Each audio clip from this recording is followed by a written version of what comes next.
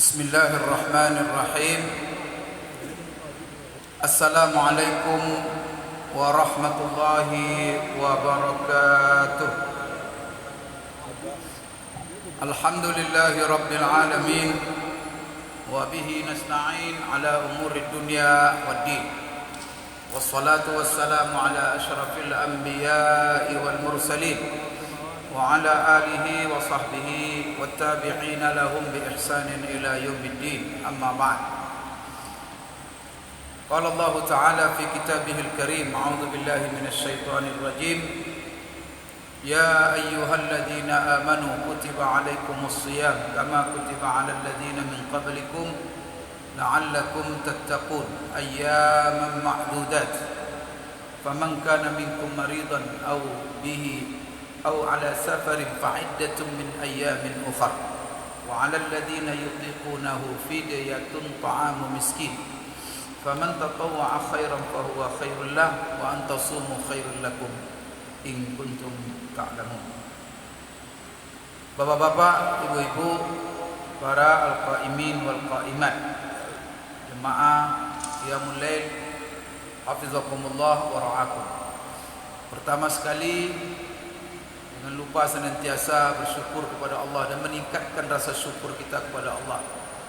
Mengingat alhamdulillah Bapak Ibu sekalian, kita sudah memasuki hari yang keempat daripada ibadah puasa Ramadan kita, dan telah berlalu 3 hari kita puasa. Di samping kita bersyukur, jangan lupa berdoa kepada Allah Subhanahu wa taala. Doa yang pertama adalah supaya apa yang telah kita lakukan diterima Allah Subhanahu wa taala. Maka banyak-banyak membaca doa, Rabbana taqabbal minna innaka antas samiul alim wa tub alaina innaka antat tawwabur rahim. Kemudian di samping berdoa supaya diterima ibadah kita, perbanyak istighfar. Jadi setiap selesai kita melaksanakan ibadah, perbanyak istighfar. Karena istighfar itu artinya Bapak Ibu adalah memohon kepada Allah supaya apa yang telah kita persembahkan, apa yang telah kita amalkan dengan niat kepada ikhlas untuk Allah Subhanahu wa taala, karena Allah, kalau ada kekurangan-kekurangannya, mohon kita supaya kekurangan itu ditutupi. Kalau ada kesalahan-kesalahan diampuni. Kemudian kalau ada hal-hal yang ada celahnya, maka supaya Allah Subhanahu wa taala, ada yang kurang, Allah sempurnakan. Itulah sebabnya setiap kita selesai melaksanakan ibadah, iringi langsung dengan istighfar. Selesai salat kita assalamualaikum, langsung astagfirullahalazim. Kita baca 3 kali astagfirullah. Kita sambung dengan la ilaha illallah. Itu artinya apa? Ya Allah, saya telah salat dan inilah salat yang bisa saya persembahkan kepadamu. Dan saya akui ya Allah banyak kekurangan-kekurangannya. Oleh karena itu astagfirullah, minta ampun aku. Tolong seluruh kekurangan itu ditutup. Itu maknanya. Begitu juga puasa. Maka puasa ini setelah puasa perbanyak istighfar. Dengan istighfar itu insyaallah Allah menerima ibadah kita. Dan sekalipun banyak kekurangan-kekurangan daripada ibadah puasa kita, tapi dengan memperbanyak istighfar, insyaallah Allah akan menutupi seluruh kekurangan itu, dan Allah akan melengkapinya, dan Allah akan terima dari kita amalan itu secara sempurna. Kemudian jangan lupa berdoa juga Bapak Ibu sekalian, supaya Allah memberikan kepada kita kesempatan, kemudian kekuatan, taufik, hidayah, bimbingan, supaya kita bisa menikmati ibadah puasa di hari-hari berikutnya. Karena kita tidak bisa memastikan satupun apakah kita sampai akhir Ramadan ini atau tidak, sampai pertengahan atau tidak. Semuanya Allah yang Maha tahu. Karena umur kita ini Allah menentukan. Tapi jangan lupa berdoa. Karena Rasulullah mengatakan la yaruddul qadra illa doa. Tak ada bisa menolak takdir itu kecuali doa.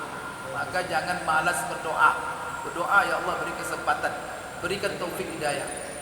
Kemudian juga pesan saya Bapak Ibu sekalian kepada diri saya dan juga kita semua, bagaimana cara melihatkan syukur kita kepada Allah dengan kita diberi kesempatan sudah 3 malam, 3 hari puasa, 3 malam kita Bapak Ibu qiyamul lail, dan ini adalah malam yang keempat. Bagaimana?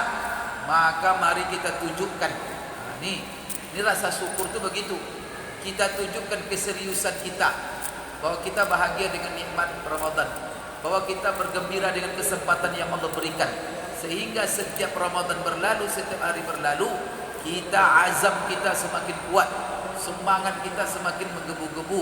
Kemudian kekuatan kita semakin kita persiapkan untuk mengisi Ramadan lebih maksimal. Kita tidak akan hanya sebatas pada hal-hal yang wajib, tetapi kita akan memperbanyak yang sunat. Maka jangan sebaliknya. Kalau seandainya diberi kita kesempatan, setelah itu semakin hari Ramadan berlalu semakin melemah semangat kita. Ini pertanda kita tidak maksimal mensyukuri nikmat Ramadan ini. Hendaknya Bapak Ibu semakin semangat. Kita tidak kepengen melihat untuk qiyamul lail ini masjid-masjid semakin hari semakin kosong. Semakin Ramadan ini nanti berakhir, maka masjid-masjid semakin lengang. Ini tidak kita inginkan, dan juga Allah tidak akan menginginkan begitu. Kita diberi nikmat supaya kita syukuri. Ketika kita diberi nikmat, bagaimana mensyukurinya? Maksimalkan, gunakan nikmat itu kepada apa yang diinginkan Allah. Ketika kita diberi kesempatan masuk Ramadan ini, apa keinginan Allah? Supaya kita bersungguh-sungguh dan memaksimalkan potensi kita untuk mengisinya. Bapak Ibu sekalian, mumpung kita ini masih pada hari ketiga, kemudian ini adalah hari keempat. InsyaAllah kita besok juga puasa hari yang keempat. Oleh karena itu saya ingin memperbaharui, menyegarkan kepada kita kembali fikih, aturan-aturan hukum yang perlu kita perhatikan di dalam puasa. Karena di dalam puasa ini Bapak Ibu sekalian, kalau kita tidak mengetahui ilmunya, tidak mengetahui tata caranya, karena masalah puasa ini adalah ibadah dan tidak boleh kita laksanakan sembarangan apa kata kita, tetapi kita amalkan hanya semata-mata mencontoh apa yang telah dicontohkan oleh Rasulullah SAW. Dan para ulama Bapak Ibu sekalian telah bekerja siang dan malam. Mereka mempelajari Al-Quran dan Sunnah siang dan malam. Mereka tak mengenal lelah sampai merumuskan dan menyimpulkan kepada kita bagaimana tata cara puasa yang benar, sesuai dengan apa yang telah dicontohkan Rasulullah SAW. Maka dalam puasa ini mereka bagi, pertama sekali yang perlu kita perhatikan di dalam puasa ini adalah memenuhi syarat-syarat. Maka ada 3 syarat yang perlu kita perhatikan di dalam puasa. Yang pertama, syarat wajib puasa. Kita ini adalah orang yang wajib puasa atau tidak wajib berpuasa. Yang kedua Bapak Ibu, syarat sah puasa. Maka kita perhatikan, ini puasa kita sah atau tidak. Apa arti Bapak Ibu sekalian bahwa kita ini sah puasa atau tidak? Sebab kalau kita puasa dan puasa kita tidak sah, maka utang puasa kita belum lunas. Maka barangkali Bapak Ibu dibayar dengan qadha, barangkali dibayar dengan fidyah, barangkali kita berhutang membayar kafarah. Kenapa? Karena puasa kita tidak sah. Maka kita perlu perhatikan apa saja hal-hal yang membuat puasa kita tidak sah. Jangan nanti kita melakukan hal-hal yang membuat puasa kita tidak sah dan kita santai-santai saja, padahal kita memikul utang puasa, belum lunas utang puasa kita. Kemudian Bapak Ibu, kita tidak hanya sebatas itu. Syarat wajib, syarat sah, kita tidak hanya sekedar sah, tetapi kita ketika berpuasa kepengen puasa kita itu sempurna. Kepengen puasa kita bukan hanya sekedar membayar utang, tetapi kita kepengen supaya Bapak Ibu diterima, kemudian mendapat ganjaran yang melimpah. Maka ada 4 Bapak Ibu sekalian yang pernah saya sampaikan pada ceramah pertama, 4 hal yang dijanjikan oleh Allah, yang Allah maksudkan daripada melaksanakan ibadah puasa. Maka Allah tidak kepengen, bukan hanya menginginkan melaparkan kita selama Ramadan. Jadi lapar itu bukan menjadi tujuan syariat puasa itu. Haus diperintahkan kita untuk tidak minum selama Ramadan, bukan membuat kita haus kemudian menghindari tidak berhubungan dengan istri. Itu bukan berarti mengekang hawa nafsu kita, menghalang-halangi, tidak. tetapi ada maksud Allah daripada perintah itu semua. Apa maksudnya? Pertama, Allah ingin mengampunkan seluruh dosa kita. Yang kedua, Allah akan memberikan kepada kita pahala yang berlimpah, kebaikan yang berlimpah. Yang ketiga, Allah ingin mengangkatkan derajat kita setinggi-tingginya di sisinya. Yaitu apa? Supaya dengan puasa itu kita benar-benar menjadi orang bertakwa.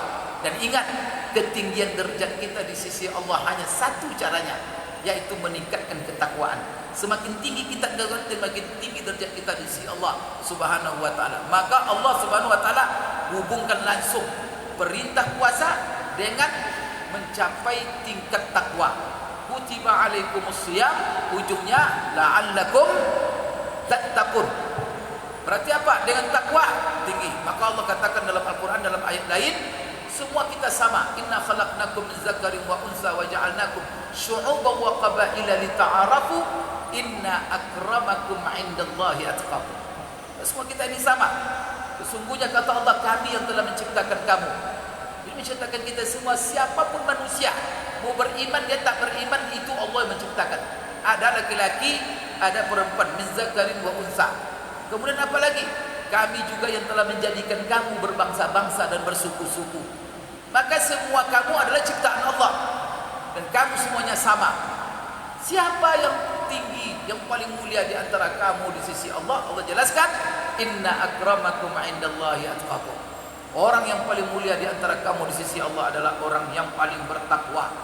Maka Ramadan ini disyariatkan, Allah ingin meninggikan derajat kita di sisinya. Maka semakin ketakwaan tinggi, semakin tinggi derajat kita. Kemudian yang keempat, Bapak Ibu, Allah ingin mentraining kita. Maka Ramadan 1 bulan ini, puasa ini outbound, latihan, training gratis. Dan yang masuk training ini semua umat Islam, atau semuanya, siapapun, apapun pangkatnya, bagaimanapun kayanya, apapun level sosialnya, bagaimanapun gelarnya, semuanya sama. Ramadan wajib berpuasa. Untuk apa? Allah ingin mentraining. Apa trainingnya? Supaya Bapak Ibu sekalian, dengan ibadah puasa ini Allah ingin menanamkan dalam diri kita nilai-nilai, yang mana nilai-nilai kebaikan, nilai-nilai kemuliaan, kemudian nilai-nilai kesucian, yang mana kalau nilai-nilai itu menjadi karakter dalam kehidupan kita, maka ini Bapak Ibu sekalian akan mengantarkan kepada kita kepada kebahagiaan, kesuksesan di dunia dan kesuksesan di akhirat. Maka ini harus kita catat dalam diri. Jadi bukan masalah lapar saja, bukan masalah menahan minum saja.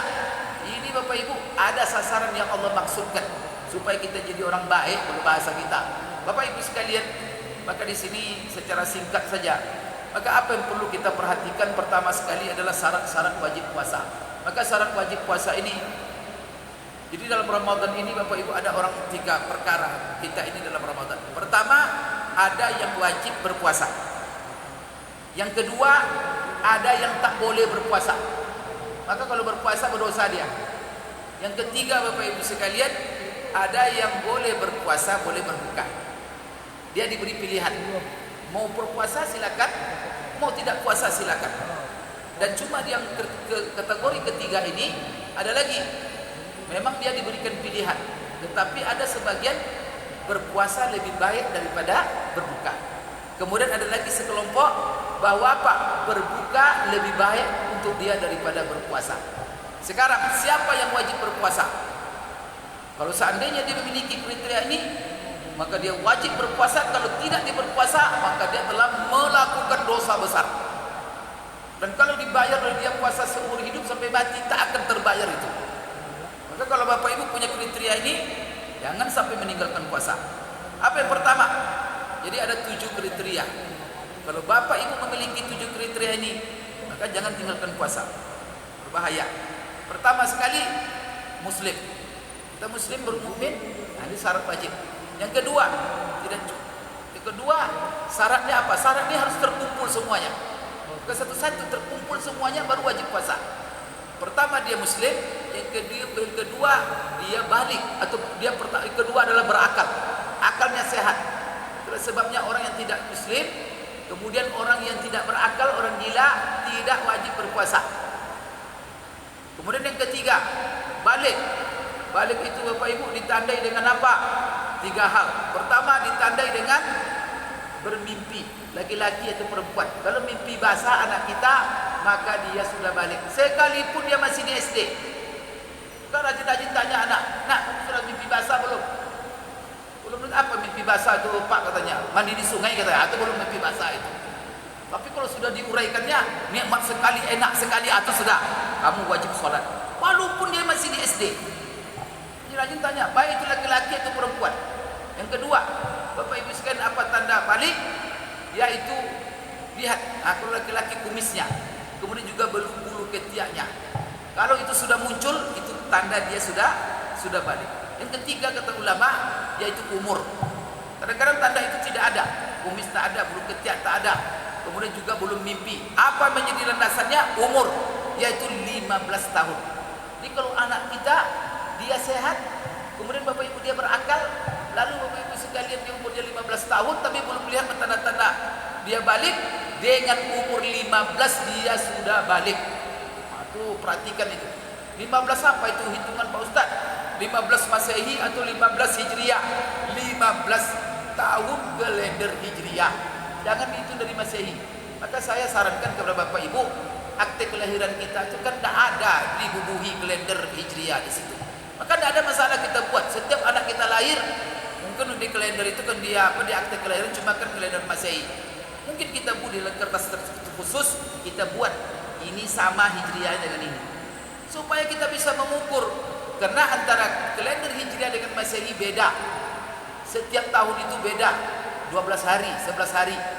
Coba bayangkan, kalau sudah 15 tahun berapa bulan itu? Maka kalau Bapak ukur 15 tahunnya, ini banyak nanti hukum-hukum masalah ini. Termasuklah anak yatim. Anak yatim itu kapan dikatakan anak yatim? Ini banyak sumbangan anak yatim besoknya. Pengurus-pengurus masjid jangan salah menyalurkan. Kalau tidak berdosa nanti. Karena niat jemaah itu ketika menaruh di kotak anak yatim, betul-betul anak yatim. Apa yang disebut dengan anak yatim? Anak yatim itu man mata abuhu wa huwa shaghir lam yablugh. Yaitu orang yang meninggal bapaknya dan dia masih kecil belum balik. Maka kapan dia balik? Umur 15 tahun. Kalau sudah umurnya 15 tahun, itu bukan anak yatim lagi. Mau laki-laki atau perempuan. 15 tahun apa? Kalender Hijriah. Kan jangan lagi dikasih nanti. Dia sudah SMA 17-18 tahun masih juga anak yatim lagi. Atau penelitian nanti berdosa nanti. Kenapa? Karena tidak melaksanakan amanah sesuai dengan niat orang yang menyumbang dan bersedekah. Tujuannya anak yatim dikasih bukan anak yatim. Karena kalau sudah keluar, sudah balik, dia tidak anak yatim lagi. Begitu juga Bapak Ibu, balik ini ukuran untuk ibadah. Wajib sholat juga balik, wajib puasa juga balik. Maka wajib puasa balik 15 tahun. Maka kalau kita ukur dengan Masehi, maka terlambat kita menyuruh anak kita. Barangkali terlambat 4 bulan, 5 bulan. Maka dibubui. Dan sekarang alhamdulillah sudah bisa ditanya Google. Nanti tulis di Google, anak saya lahir berapa ini kalender Hijriah. Nanti Google kan bilang itu. Langsung itu. Tidak ada masalah sekarang, tidak susah. Tapi kalau bagusnya dibubuhi nanti ketika dia apa anak kita, di tanggal lahir anak kita masa itu berapa kalender Hijriahnya, untuk kepentingan agama masalahnya. Itu berhubungan dengan hak-hak Allah. Karena sholat itu hak Allah, kemudian kewajiban kepada Allah. Kemudian puasa itu hak Allah, kewajiban kepada Allah. Kemudian juga Bapak Ibu seperti yang lain-lain. Baik. Jadi tiga garis kemudian Muslim berakal balik. Kemudian yang keempat, kapan seorang itu wajib puasa? Apabila dia sehat. Maka kalau dia sakit, maka tidak wajib puasa. Orang sakit ini ada beberapa kriteria. Pertama sekali adalah orang yang sakit yang tidak diharapkan lagi sembuhnya. Ini bisa saja orang tua, bisa saja anak muda. Kadang-kadang kena lumpuh, kata dokter tidak mungkin lagi ini sembuh, dan dia tidak mampu untuk menahan lapar, menahan minum atau disebut atau yang kita katakan puasa, tidak mampu dia puasa. Artinya diponis oleh dokter yang ahli bahwa dia tidak diharapkan sembuhnya. Maka orang sakit seperti ini tidak wajib dia puasa. Kemudian dia masih diberi pilihan. Kalau memaksakan diri dia puasa selama tidak membawa kepada mudarat meninggal dunia atau terancam salah satu organ tubuhnya lumpuh dan segala macamnya, maka dia memilih. Tetapi dalam kondisi ini dia lebih baik tidak puasa. Dan kalau dia memilih tidak puasa, apa sanksinya? Sanksinya adalah karena dia tidak diharapkan sembuhnya lagi, maka dia menghitung setiap hari yang ditinggalkannya yang tidak dia puasakan, maka dia membayar namanya fidyah. Fidyah itu adalah memberi makan setiap hari yang ditinggalkannya satu orang miskin sekali makan, bukan sehari.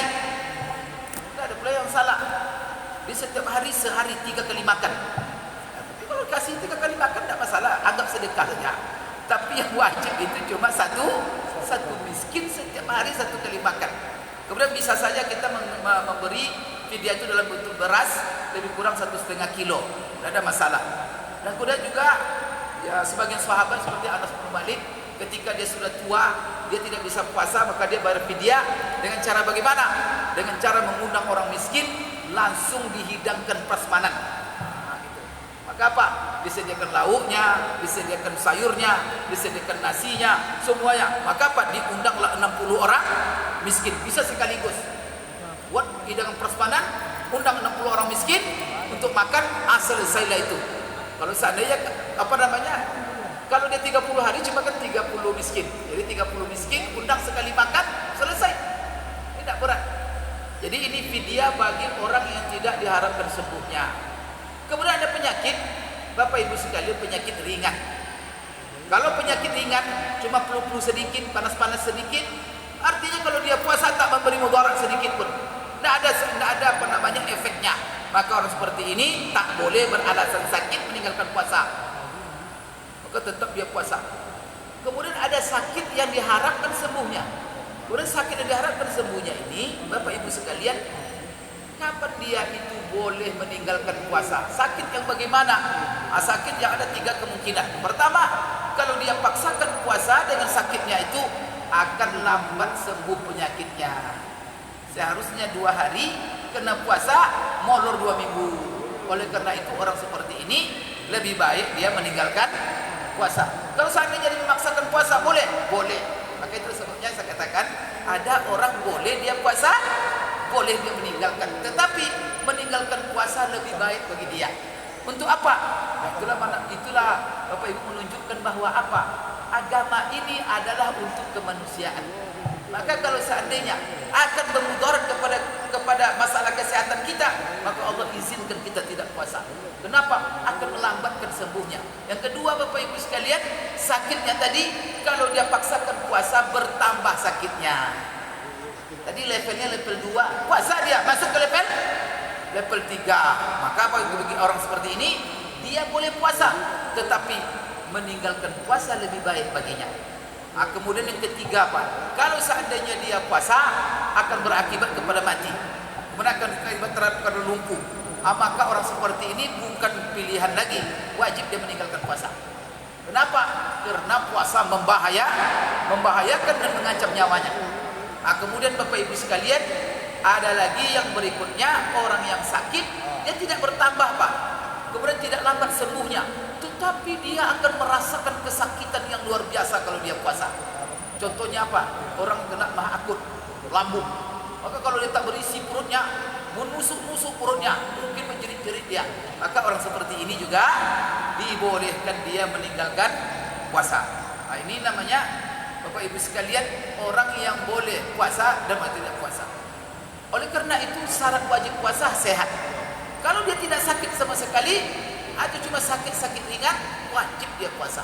Kemudian syarat berikutnya Bapak Ibu sekalian adalah dia tidak dalam kondisi musafir. Jadi dia sedang bermukim di kampungnya, di rumahnya, di negerinya, tak keluar kota, keluar daerah, tidak musafir. Maka kalau dia musafir, maka di sini bagaimana hukum musafir? Orang yang musafir boleh dia meninggalkan puasa. Cuma dia pilihan, boleh puasa, boleh tidak. Tapi musafir ini ada juga 2 kondisinya. Tapi pertama sekali, musafir yang bagaimana yang membolehkan kita meninggalkan puasa? Bukan sembarang musafir. Hanya bapakmu keluar ke Pekanbaru, saya musafir, saya tak puasa. Tiba cari restoran nanti di Danau Bingkuang, atau nak masuk itu.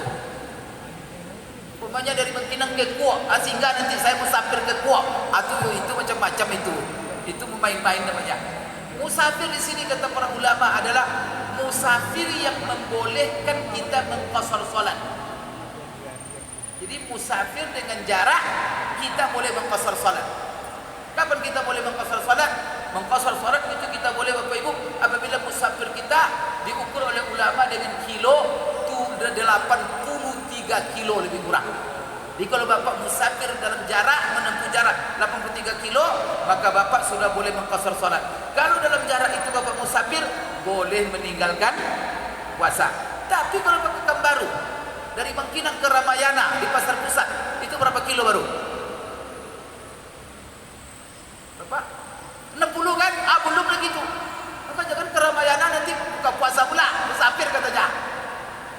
Kemudian jangan pula ke Ramayana nanti langsung qasar salat, belum. Tapi kalau seandainya Bapak ingin menjamak, dia barangkali. Karena sebab menjamak salat dengan sebab mengqasar itu beda. Kalau mengqasar salat itu sebabnya cuma satu, musafir. Dan musafirnya harus musafir panjang. Tapi kalau menjamak, Bapak Ibu sekalian sebagai ulama mengatakan musafir pendek pun boleh menjamak. Kemudian karena sibuk pun boleh menjamak, karena sakit pun boleh menjamak. Kalau ada orang menjamak, ya silakan. Tapi apa? Zuhur, asar 4-4, tidak boleh dia mengqasar. Karena kalau qasar harus jaraknya 83 kilo. Karena sebagian kita ada menganggap asal menjamak mengqasar. Tidak begitu. Salah itu. Tidak mesti setiap jamak qasar, setiap jamak qasar. Belum tentu ada orang menjamak tapi tak boleh mengqasar. Umpamanya Bapak sakit di rumah sakit dirawat. Apa orang mengkina? Dirawat di rumah sakit apa namanya? Harus boleh mengkina. Setelah itu Bapak Ibu sekalian, karena kita susah menyentuh air, sakit apa, maka dibolehkan. Imam Syafi'i pun membolehkan kita menjamak. Tapi cuma boleh menjamak, tak boleh mengqasar. Jangan di rumah sakit nanti dibuat 2 zuhur 2. Tapi kalau jamak tak ada masalah. 4 zuhur 4 asar. Karena Bapak sakit, susah berdiri, susah berwudu, pulang itu masyaqqah, maka agama meringankan. Nah, jadi ini perlu diketahui. Musafir yang membolehkan kita membatalkan puasa, musafir dengan jarak 83 km lebih kurang. Itu ukuran para ulama Bapak Ibu sekalian. Baik. Kemudian musafir ini ada 2. Ada musafir yang mendapatkan dalam safarnya itu perjalanannya masyaqqah, kesulitan, kepayahan, seperti pedagang ngangkut-ngangkut barang, mikul-mikul barang, naikkan ke truk, muatkan apa, itu kan susah itu. Udah perjalanannya susah. Ada orang musafir, mobil tak ada, pakai sepeda dia 83 kilo, akan gawat itu. Maka orang seperti ini kalau dia masyaqqah, berat bagi dia puasa. Musafir seperti ini lebih baik dia berbuka. Kalau dia bertahan untuk puasa boleh, tidak ada masalah. Maka dia pilihan. Kemudian Bapak Ibu sekalian, ada musafir. Ada orang musafir tapi enak Pak, tidak ada kesulitan sama sekali. Oh ya, seorang pejabat, Pak Bupati umpamanya pergi ke Jakarta. Dari sini mobil Alphard pakai AC. Tiba di sana nanti masih naik ruang VIP. Nanti naik pulang first class. Tiba di Jakarta dijemput pula di pintu pesawat. Tak ada sedikit pun apa. Tak pernah bawa barang satu pun koper. Tak ada. Sudah ada ajudan semua yang bawa. Kira-kira musafir seperti ini gimana? Mana yang lebih susah? Orang bertukang di sini atau dia berjalan? Mana lebih susah pula orang yang sedang bertukang atau ke kebun sawit itu. Panas-panas merenggang-renggang dia kena. Kalau ini enggak dalam AC terus. Walaupun musafir. Maka orang seperti ini musafir tapi tak ada masyaqqah. Namun selagi dia musafir menempuh jarak 83 kilo, diizinkan oleh Allah dia untuk meninggalkan puasa walaupun tidak ada masyaqqah. Namun dalam hal ini ulama mengatakan lebih baik dia memilih puasa. Ya, itu begitu. Maka Bapak Ibu, itu pelajaran ini kan fikih masalahnya supaya kita mengetahui. Kemudian Bapak Ibu sekalian, ini syarat keberapa tadi itu? Sudah dihitung tadi syaratnya. Jadi itu syarat kelima ya. Pertama muslim, kedua berakal, ketiga balik, keempat sehat, kelima bermukim tidak musafir. Keenam Bapak Ibu sekalian, siapa yang wajib berpuasa? Selama itu khusus untuk ibu-ibu, wanita kalau dia bersih dari haid dan nifas. Maka bagaimana dengan wanita yang haid dan nifas? Inilah kategori kelompok orang yang tidak boleh dia berpuasa. Kalau saya katakan tadi, ada yang wajib berpuasa, ada yang boleh memilih puasa atau tidak, ada yang tak boleh sama sekali puasa Ramadan ini. Siapa mereka? Perempuan yang lagi haid dan lagi nifas. Maka kalau ada ibu-ibu, Pak Ustaz, berat saya mengkodok puasa besok Pak Ustaz, sendiri saya puasa besok, kalau sekarang ini ringan kena sama-sama, ya kan? Maka dipaksakannya sedang haid dan sedang nifas puasa. Bolehkah? Tak boleh. Maka orang seperti ini kalau ada ibu-ibu sedang haid dan nifas puasa, dia pertama berdosa, yang kedua tidak sah puasanya, yang ketiga wajib dia mengqadha. Ini dengarkan ibu-ibu ya, Pak, jadi dikarang-karang. Tapi ada lagi ibu-ibu gini, Pak Ustaz, bagaimana hukumnya kalau seandainya saya malas saya Pak Ustaz mengqadha puasa itu, tapi sekarang sudah canggih di zaman, sudah ada obat-obat kapsul-kapsul kalau dikonsumsi itu haid terhalang. Menunda masa haid dengan mengkonsumsi obat. Kan sudah terkenal sekarang. Dan itu banyak sekali ibu-ibu bertanya, bolehkah saya mengkonsumsi obat untuk melarang haid atau menghambat haid, menunda haid dengan niat supaya saya bisa berpuasa. Ini banyak ditanya juga masalah haji umroh. Kadang-kadang dia takut ketinggalan daripada rombongan sebab masa haidnya pas mau pulang dan itu mau tawaf. Gimana? Nanti rombongan mau pulang, dia baru haid, tak sempat tawaf. Bagaimana? Bolehkah dia mengkonsumsi? Ini pertanyaan banyak. Bapak Ibu sekalian, ulama menjawab, boleh dia mengkonsumsi, seorang wanita mengkonsumsi obat-obat yang menahan, menunda haid itu, tapi dengan syarat. Ada beberapa syarat yang disyaratkan oleh ulama. Pertama, dia harus mendatangi dokter muslim yang dipercaya, yang amanah, kemudian memeriksa kesehatannya. Setelah diperiksa kesehatannya, barangkali diperiksa tensinya, diperiksa gulanya, diperiksa kadar kolesterolnya, diperiksa umpamanya asam uratnya, kemudian macam-macam lah diperiksa. Yang mana dokter nanti memvonis bahwa obat ini kalau ibu konsumsi tidak menimbulkan mudarat. Maka jangan gara-gara itulah sebabnya agama ini tidak, agama ini bukan untuk membunuh kita, agama ini bukan untuk menganiaya kita. Maka kalau seandainya dokter menetapkan kalau ibu konsumsi itu berbahaya, barangkali ibu lumpuh, barangkali pendengaran ibu hilang, barangkali mata ibu buta, kalau ibu apakan, maka dengan begitu tak boleh dia mengkonsumsi. Tapi kalau dokter yang dipercaya tadi setelah dianalisis dan dia ahli dan dia vonis dan disimpulkan ibu aman, tak ada masalah, maka tawakal Allah, konsumsi obat itu. Dan kalau dia berpuasa dan haidnya tidak ada, maka puasanya sah. Ini fatwa ulama. Berarti haid dan nifas. Yang ketujuh, apa syarat wajib berpuasa? Sifat orang yang wajib berpuasa yang ketujuh adalah tidak dalam kondisi darurat. Maka ini orang seperti ini tidak dalam kondisi darurat. Karena ada kita Pak, kita muslim berakal, kemudian balik, kemudian bermukim, sehat, ya kan? Kalau ibu-ibu tidak haid, tidak nifas, tapi dalam kondisi darurat. Apa dalam kondisi darurat? Salah satunya dipaksa. Ditaruhlah kepala bapak pistol, dikasih bapak nasi bungkus, gerak, makan nasi bungkus ini. Kalau enggak, saya dorong kepala kamu. Kira-kira bapak makan enggak? Bapak makan nasi bungkus enggak? Atau bapak biarkan mati? Hebatlah, bapak ibu sekalian, makan.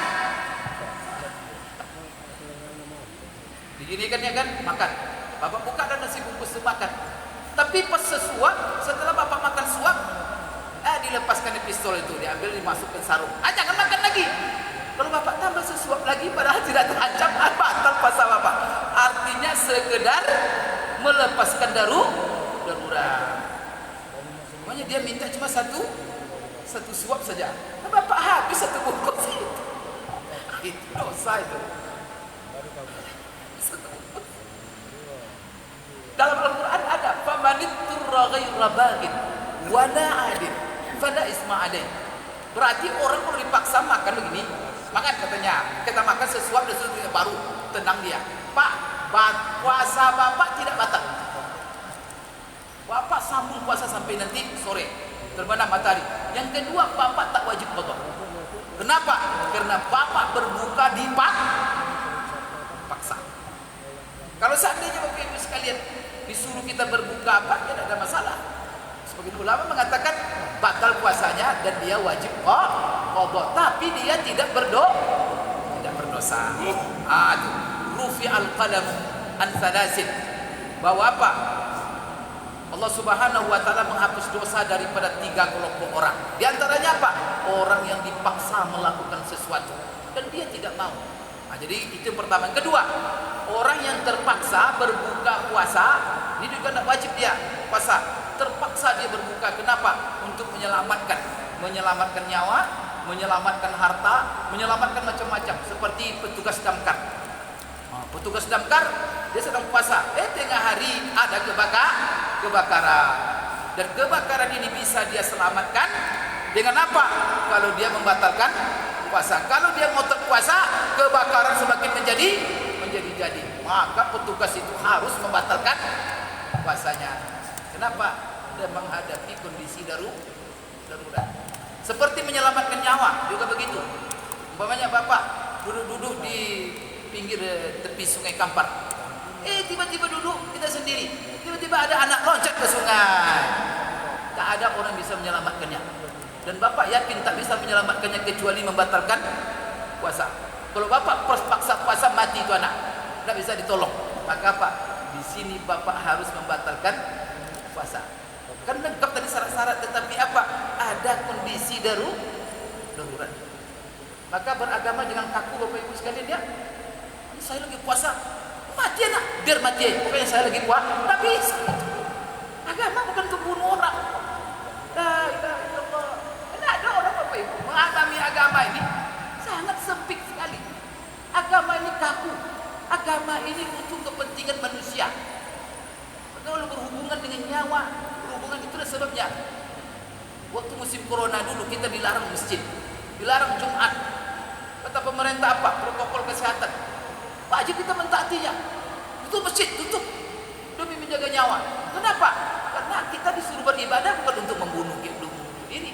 Kalau memang itu betul-betul akan berakibat kepada kematian kenapa? Ya memang kita tidak pergi kita demi menjaga nyawa. Maka juga begitu saya selalu contohkan.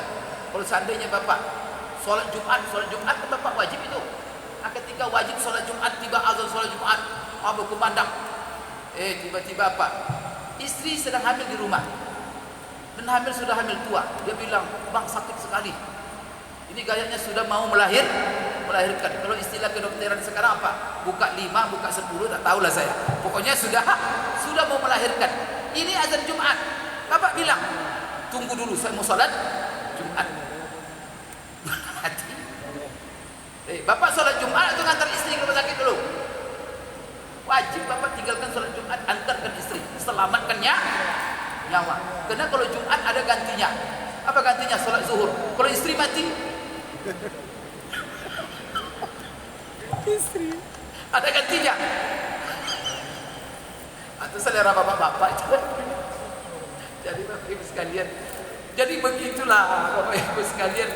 La ilaha illallah. Agama ini ya, maka jangan dianggap kalau sudah berhubungan dengan keselamatan, kesehatan, bahkan harta.